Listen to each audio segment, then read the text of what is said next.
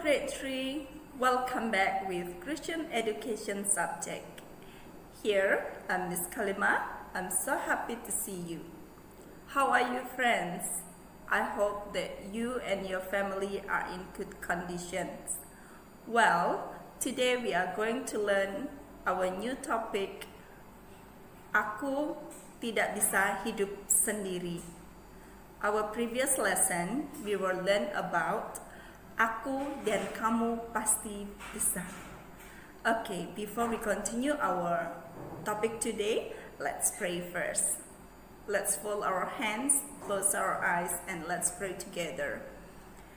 Dear God, we thank you for your blessing today. We thank you for your protection for each one of us. Now we want to learn our Christian education. Aku tidak dapat hidup sendiri. Please bless us so we can understand and we can apply in our life, so we can show our love to each other. Thank you, Lord. In Jesus' name we pray. Amen. Tujuan dari pembelajaran ini, 1. Menjelaskan bahwa Allah tidak menciptakan manusia seorang diri. Yang kedua, menjelaskan bahwa manusia tidak dapat hidup seorang diri. Dan yang ketiga, menjelaskan bahwa manusia membutuhkan orang lain dalam hidupnya. Dan yang keempat, menunjukkan sikap saling mengasihi sesama sebagai perintah Allah. Friends, just imagine if you live only with animals or with plants only. There is no other people surround you. You only play with animals. You are talking to a plant. What would it be happen? Sure, it will be boring, isn't it? In Genesis chapter 2 verse 20, it says, there is only a man and animals who live there. Do you remember the first man created by God? Yes, it's Adam. That time, only Adam and other animals and plants who live in the Garden of Eden. So, when God saw there is only a man who take care of that garden,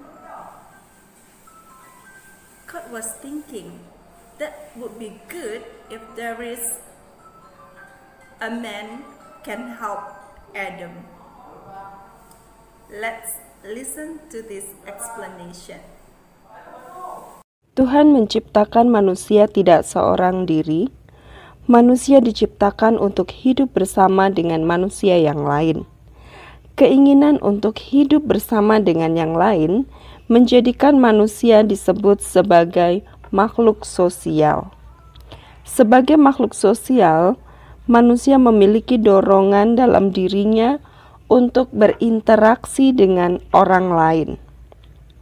Kejadian pasal 2 ayat 20 memperlihatkan bahwa manusia membutuhkan manusia yang lain yang sama dengan dirinya. Manusia membutuhkan penolong yang sepadan. Karena binatang tidak bisa menjadi penolong bagi manusia, tumbuhan juga tidak bisa menjadi penolong bagi manusia. Manusia dan tumbuhan tidak bisa mengerti bahasa manusia. Allah tahu bahwa manusia tidak bisa hidup sendiri, lalu Allah menciptakan manusia yang lain. Manusia itu adalah seorang perempuan. Dia diciptakan dari tulang rusuk laki-laki. Artinya, laki-laki dan perempuan sama di hadapan Allah. Laki-laki tidak lebih hebat dari perempuan.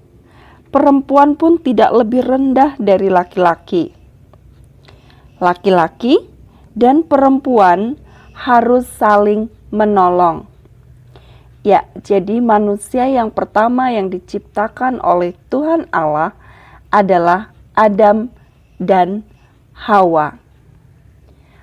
Hawa diciptakan untuk menjadi penolong bagi Adam. Karena manusia adalah makhluk sosial, maka manusia hidup saling membutuhkan satu dengan yang lainnya. Di rumah, kita membutuhkan orang tua dan juga membutuhkan saudara untuk menolong kita. Orang tua membantu kita menyiapkan kebutuhan kita setiap hari. Orang tua juga mengingatkan kita ketika kita bersalah. Orang tua juga membantu kita menyiapkan ketika kita akan belajar online. Kita juga membutuhkan guru untuk mengajar kita pengetahuan-pengetahuan yang baru setiap hari. Di sekolah, kita juga membutuhkan petugas kebersihan untuk menyapu, membersihkan gedung sekolah kita. Kita membutuhkan orang lain lagi di sekitar kita. Contohnya, polisi, dokter, kita membutuhkan mereka semua. Kehadiran orang lain memang sangat penting dalam kehidupan manusia. Oleh karena itu, kita perlu mengembangkan sikap saling mengasihi. Dengan memiliki sikap mengasihi, kita akan mendapatkan banyak kebaikan, atau kita akan mendapatkan berkat dari Tuhan. Saat kita membutuhkan pertolongan, orang lain akan menolong kita.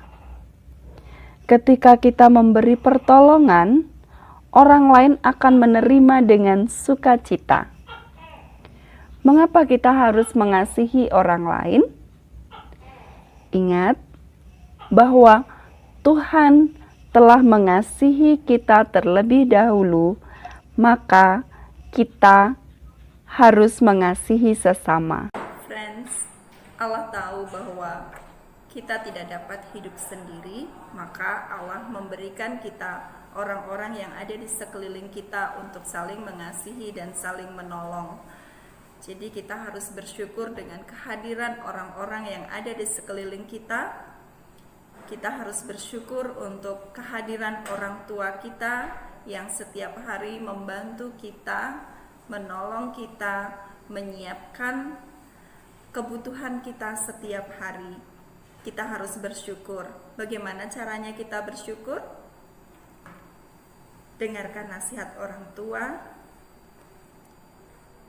ikuti peraturan yang ada di rumah. Kesimpulan pelajaran kita hari ini adalah manusia adalah makhluk sosial yang saling membutuhkan satu dengan yang lainnya. Itulah tujuan Allah menciptakan manusia untuk saling tolong-menolong, saling membutuhkan, dan terlebih untuk saling menunjukkan sikap saling mengasihi satu dengan yang lainnya. Ingat bahwa Allah telah mengasihi kita terlebih dahulu, maka kita juga harus mengasihi sesama. Baik teman-teman, kita akhiri pelajaran kita hari ini. Let's pray together. Let's pray. Dear God, we thank you for your love. We thank you for our lesson today that teach us to love one another because you love us first. Thank you, Lord. Teach us to show our love to others. In Jesus' name we pray. Amen.